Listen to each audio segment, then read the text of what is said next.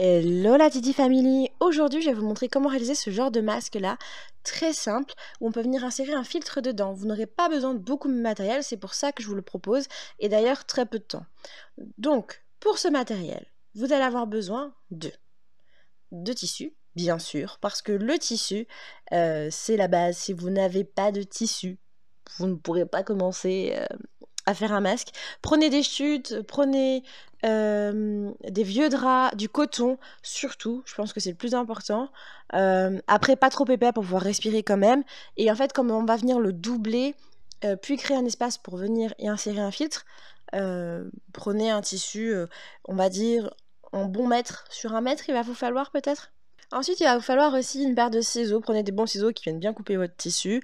Ça va être bien sûr pour découper le patronage. Ensuite, il va vous falloir un petit feutre, un crayon à tissu. Prenez ce que vous voulez tant que ça va venir marquer le tissu, c'est le plus important. Après, pour pouvoir assembler tout ça, tous les morceaux que vous allez avoir, ce que moi j'utilise, c'est une machine à coudre. Si vous n'en avez pas, j'ai d'autres solutions pour que ce soit le plus simple, le plus facile pour vous. Vous pouvez utiliser, sinon, de la colle à tissu. La colle à tissu, c'est très pratique parce qu'on peut venir vraiment tout agglomérer ensemble sans avoir besoin de coudre si on n'a pas de talent de couturier. Par contre, ça va vous prendre un peu plus de temps à réaliser, puisque là, il va vous falloir le temps de séchage de la colle qui varie en fonction des colles.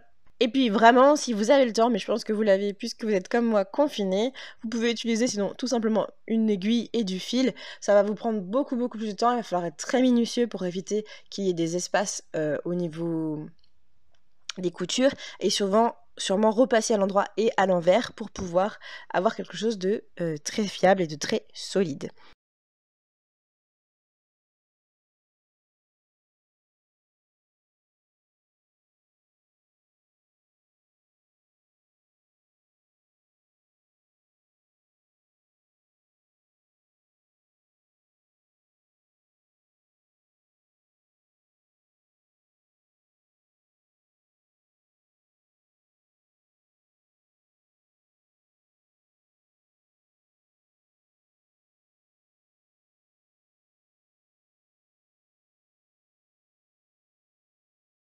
Pour commencer, il va falloir vous munir d'un patron.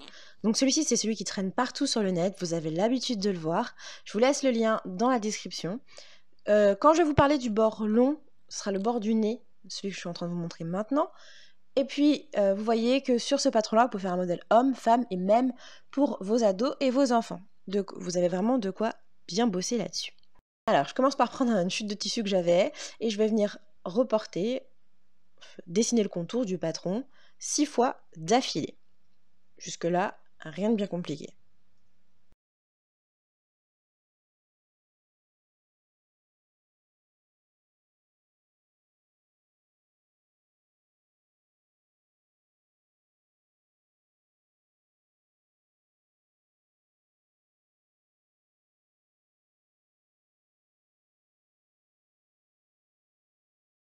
Et ensuite, vous allez devoir vous munir du fameux ciseau pour venir découper chacune des formes que vous avez tracées sur votre tissu. Vous allez voir, ça va très vite, attention. Vous allez après devoir accoler 2 à 2 les morceaux que vous avez découpés. Munissez-vous de 2 binômes et venez coudre tout autour pour venir les assembler ensemble. Et pour l'autre binôme restant, vous allez devoir coudre au niveau du bord du nez à environ 0,5 mm. Moi, vous verrez, je ne trace absolument rien, je fais vraiment ça à la bonne franquette. Si vous avez du temps et envie de le faire vraiment très précisément, tracez 0,5 mm bord du bord long. Sinon, vous pouvez aussi le faire un petit peu à l'œil si vous avez un peu l'habitude ou si vous n'avez pas trop envie de vous prendre la tête, ça fonctionnera de toute façon très bien. Allez, on passe au moment de la machine et vous voyez, je vous montre une petite épingle que moi je n'utiliserai pas du tout, mais vous n'hésitez pas à venir l'utiliser. Il va falloir venir coudre, vous savez, tout autour. Vous savez, on parle des 2 binômes dont je vous avais parlé tout à l'heure. Là, ma machine a un petit souci au niveau de la canette, donc ça saute. Ça fait un truc pas très jojo, donc je vais venir reprendre ça tranquillement. Mais bon, si c'est pas parfait, pas nickel, c'est pas très grave parce que cette partie-là, elle sera à l'intérieur, elle sera masquée. Par contre, il faut juste que ça soit bien cousu de bord en bord pour pas que ça vienne se détacher, parce que c'est pas le but. Donc on vient bien prendre le tissu du début jusqu'à la fin, hein, on fait bien attention. On se met bien un tout petit peu avant pour pouvoir venir coudre quand on utilise avec la machine à coudre. Faites la même chose si vous avez de la colle, hein, ça marche très bien pareil. Vous voyez, je fais tout le tour avec ma machine. Et là, vous savez, c'est le dernier binôme qui reste. Je viens le coudre au niveau du bord long cette fois-ci, juste au niveau du bord long. Par contre, je fais très attention à bien commencer au début de ma couture, au bout du tissu, vous voyez, puis je trace à 0,5 mm. Vous allez voir, c'est pas tout à fait régulier, précis, mais on n'est pas là dans un cours de couture, hein. On fait ça avec les moyens du bord et comme on peut, on se prend pas la tête. Je viens bien sûr à chaque fois couper les petits fils, parce qu'après c'est chiant si on fait tout d'un coup. Faites-le au fur et à mesure, vous verrez, ce sera beaucoup plus sympa. Je viens prendre cette fois-ci, vous savez, les deux binômes que j'ai cousus complètement, de bord en bord. Je vais venir cette fois-ci les mettre face contre face, et je vais coudre au niveau du bord long. Je viens coudre à peu près, on va dire, à 1 mm des coutures qui sont déjà existantes, donc on est à 6 mm du bord, à peu près.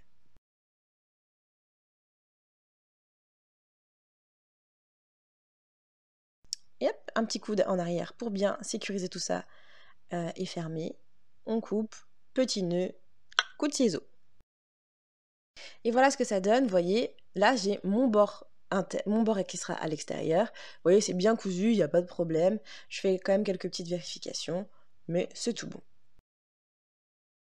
Là, cette fois-ci, on va venir rajouter les petites bandes qui vont permettre de venir fixer derrière la tête. Je vais faire un petit tourlet comme ça, en ayant mis à peu près la même longueur de chaque côté. Donc je reprends ma machine. Hein. J'utilise pas d'épingle, toujours pas, moi c'est... feeling. J'appose mon sabot et je viens coudre. Alors j'essaie de bien le faire sur le fil, enfin de faire sur le tissu et sur la bande pour venir vraiment tout sceller ensemble et pas que ça vienne s'échapper juste après. Je fais la même chose de l'autre côté.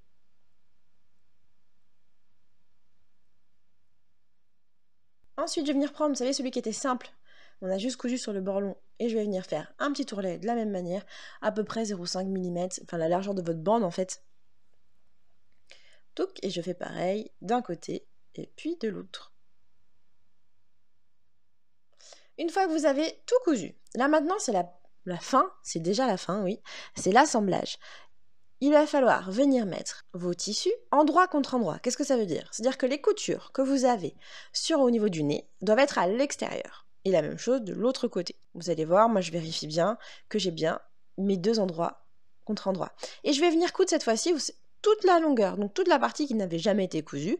Je vais venir en fait les assembler ensemble. Je reprends ma machine et cette fois-ci, je vais venir coudre en passant bien là où il y a les bandes jusqu'au nez et ainsi de suite de l'autre côté.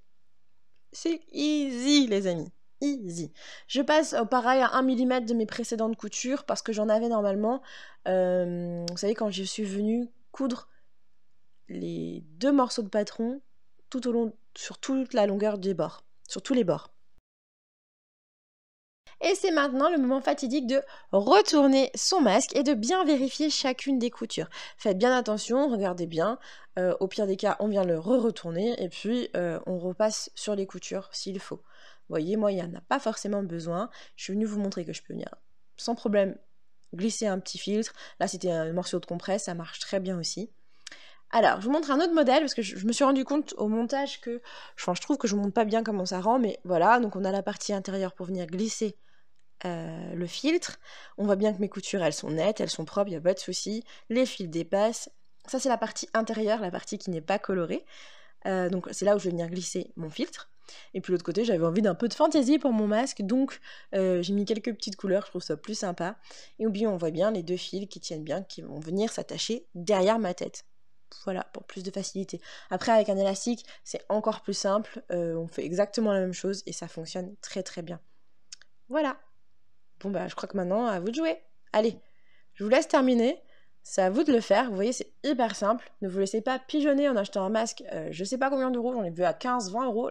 Franchement, ça prend un quart d'heure. C'est hyper simple. Donc, lancez-vous. N'hésitez pas à me dire si vous avez testé, si vous avez réalisé en tout cas ce petit tuto. Et on se retrouve très vite pour une prochaine vidéo. Bisous et à Didi Family.